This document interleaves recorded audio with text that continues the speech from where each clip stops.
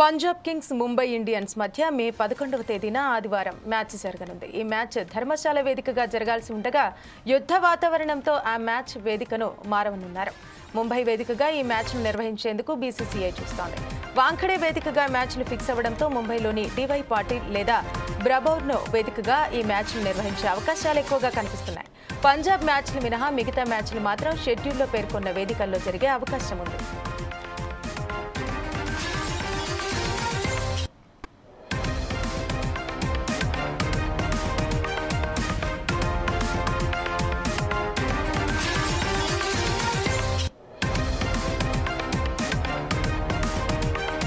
Punjab Kings Mumbai Indians మధ్య మే 11వ తేదీన ఆదివారం మ్యాచ్ జరగనుంది. ఈ మ్యాచ్ ధర్మశాల వేదికగా జరగాల్సి ఉండగా యుద్ధ వాతావరణంతో ఆ మ్యాచ్ వేదికను మారవనున్నారు.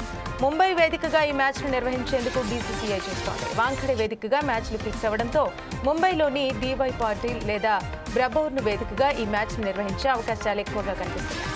పంజాబ్ మ్యాచ్లు మినహా మిగతా మ్యాచ్లు మాత్రం షెడ్యూల్లో పేర్కొన్న వేదికల్లో జరిగే అవకాశం ఉంది.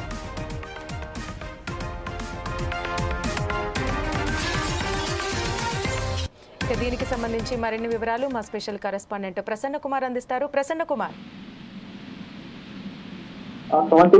ఐపీఎల్ 2025 లో మే 11న ధర్మశాల వేదిక జరగనున్నటువంటి Mumbai Indians Punjab kings match పై ఆపరేషన్ సింధూర్ ఎఫెక్ట్ పడిందని చెప్పవచ్చు.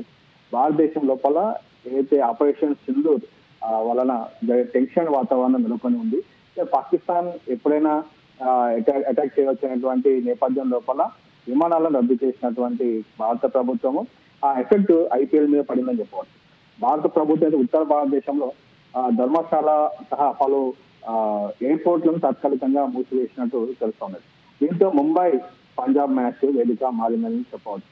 మే 11 జరగాల్సినటువంటి ఈ మ్యాచ్ ను ఐపీఎల్ నిర్వాహకులు గుజరాత్ లోని అహ్మదాబాద్ నరేంద్ర మోడీ స్టేడియానికి షిఫ్ట్ చేశారు. ఈ విషయాన్ని Gujarat cricket association secretary Anil Patel తెలపడం జరిగింది. అయితే ఈ మ్యాచ్ నిర్వహణపై క్లారిటీ వచ్చాక ఐపీఎల్ లో ఉన్నటువంటి నిర్వాహకులు కానివ్వండి, ప్రేక్షకులు కూడా ఊపిరి తెలుసుకున్నట్టు అనిపిస్తోంది.